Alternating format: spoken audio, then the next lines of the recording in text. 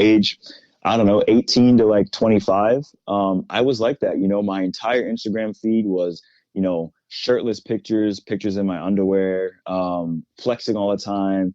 And there was an audience that loved that. And I think that probably around 26 was when my cockiness turned to confidence. And I didn't feel the need to have to portray that this is the only side of myself. And I think that one of the things that people in the industry do is they relay so much, or I could use the word rely so much on the one aspect of themselves, which is their body. And people will look at you like, okay, well, there's nothing else to you. And when people were looking at me like that, I'm like, okay, well, but I'm in great shape. And that's the only thing you could relate to, is just being in shape. And you never really realize the type of negative impact that has on yourself mentally and the people around you.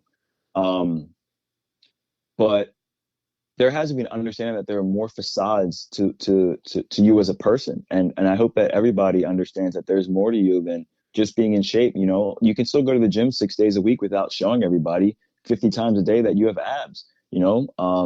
I think that it got to me to a certain point where I'm like, man, like, I'm tired of looking at myself in underwear. I'm tired of looking at my entire Instagram page as my abs. Like, there's nothing else to me now. I'm just a body, I'm just a meat bag. And I think that one of the things that I picked up on too was when I realized that I wanted more sincere relationships with people. And I didn't really grasp that completely at that time, but I realized, okay, well, for example, unfortunately, one of the things that people view you as is the first impression. And if your first impression is just you in underwear and flexing your abs all the time, people are just going to look at you as, okay, well, you're fickle and there's not a lot to you. But what Garrett does when he goes home? Garrett would spend time reading books and researching and going to the beach and nature trails and, traveling, doing all these things. But nobody knew that.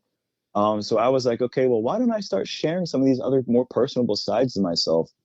And I realized that the connections and relationships that I was gaining with people through some of these other things were so much more meaningful. Like, yeah, I still go to the gym 5 to 6 days a week. I have a fitness TikTok where I talk about more than just my abs or flexing my abs all the time. I have another fitness Instagram page, but I've diversified what I share with the world about myself. And in turn, this has made me feel, wow, like there's more to me than just this. And I think that people who are stuck in that mindset, haven't really gotten to the point of comfortability where they realize they can share these other things with other people, and people are going to like them or not like them. And that's okay. It's not about everyone liking you all the time. Be true to who you are. I'm a big believer in that now.